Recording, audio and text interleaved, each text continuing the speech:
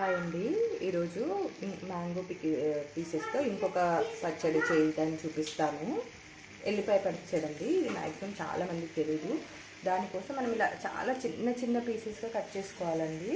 చూడండి, చాలా చిన్న చిన్న పీసెస్గా కట్ చేసుకొని ఒక 2 స్పూన్స్ ఆఫ్ ఆయిల్ వేసుకున్నాం. ఇప్పుడు చూడండి, 2 స్పూన్స్.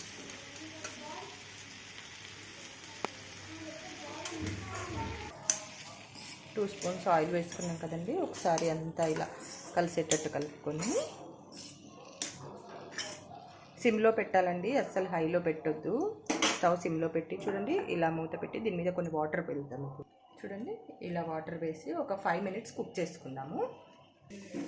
చూడండి, ఇలా మెత్తగా అయిపోయాయి కదా, ఇవి పూర్తిగా చల్లారనిద్దాము. మ్యాంగో పీసెస్ ఎన్ని తీసుకున్నామో అంతకంటే కొంచెం తక్కువ ఈ తెల్లుల్లిపాయలు తీసుకోవాలండి.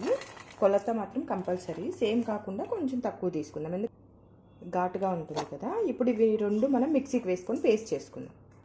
చూడండి, వెల్లుల్లి ఇలా పేస్ట్లా చేశాను కదా. ఇప్పుడు ఈ మ్యాంగో పీసెస్ ఉన్నాయి కదా, ఇవి కూడా ఇందులో వేసేసి రెండు కలిపి మెత్తని పేస్ట్ లాగా చేసుకుందాం. చూడండి, మ్యాంగో అండ్ వెల్లుల్లి రెండు పేస్ట్లా చేసాం కదా. ఇప్పుడు ఇందులోనే నేనైతే ఒక గ్లాస్ కారం తీసుకుంటున్నానండి, ఒక టీ గ్లాస్ కారము. కొంచెం పసుపు అండి, చూడండి పసుపు, కొంచెం జీలకర్ర మెంతులు వేయించి పొడి చేసుకున్నానండి. ఇప్పుడు ఇవన్నీ కలిపి పేస్ట్లా చేసుకుందాం. చూడండి, ఇది నేను పోపు చేసేసుకున్నాను, చల్లైనాక కలపాలి కాబట్టి. ఓన్లీ ఇది ఆయిల్లో జీలకర్ర ఆవాలు వేసి పోపు చేసుకున్నాను. ఇప్పుడు ఈ పోపు మనం ఇందులో వేసి కలుపుకుందాం.